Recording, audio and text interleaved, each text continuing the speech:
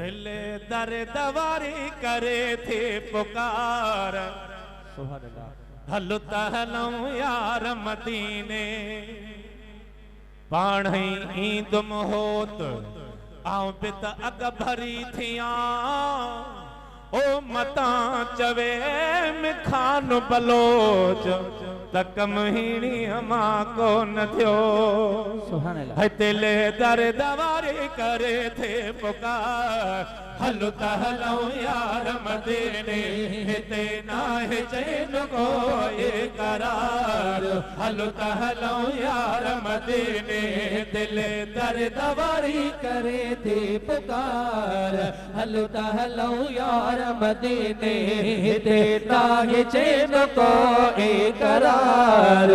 हलो त हलऊं यार मदीने सिंधुड़ीअ खे छॾियूं सिगोई हाणे दर्शन थी पे जीअं सुभाणे है सिंधड़ीअ खे छॾियो सिगोई हाणे दर्शन थी पए जीअं सुभाणे। थिए सफ़र सुणो भलो भले पार। हलो त हलऊं यार मदीने हिते नाहे चैन कोई करार। हलो त हलऊं यार मदीने दिल दर दवारे करे थे पुकार। हलो त हलऊं यार मदीने हिते नाहे चैन कोई करार।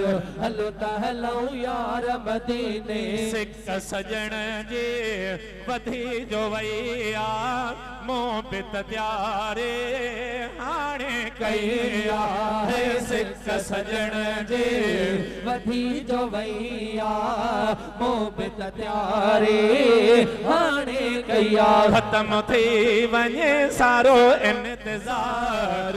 हलो त हलऊं यार मदीने हिते नाहे चैन कोई करार। हलो त हलऊं यार मदीने दिल दर दवारी करे थे पुकार।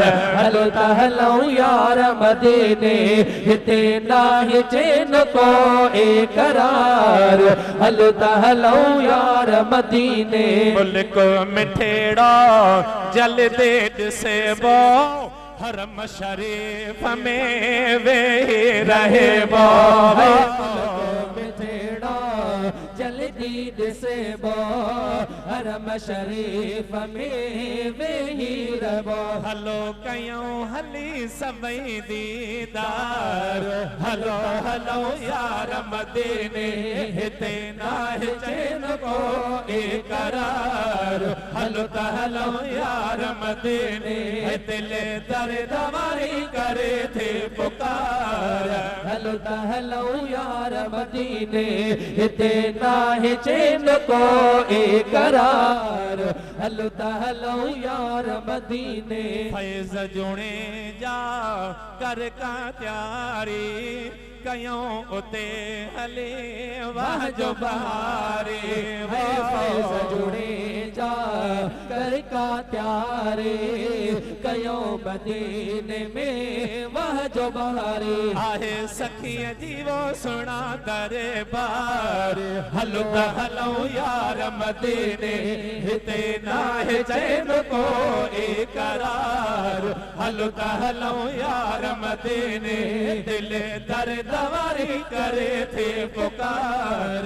हलो हलो सभई मदीने वो सलाह सगोरी पढ़ाईंदा।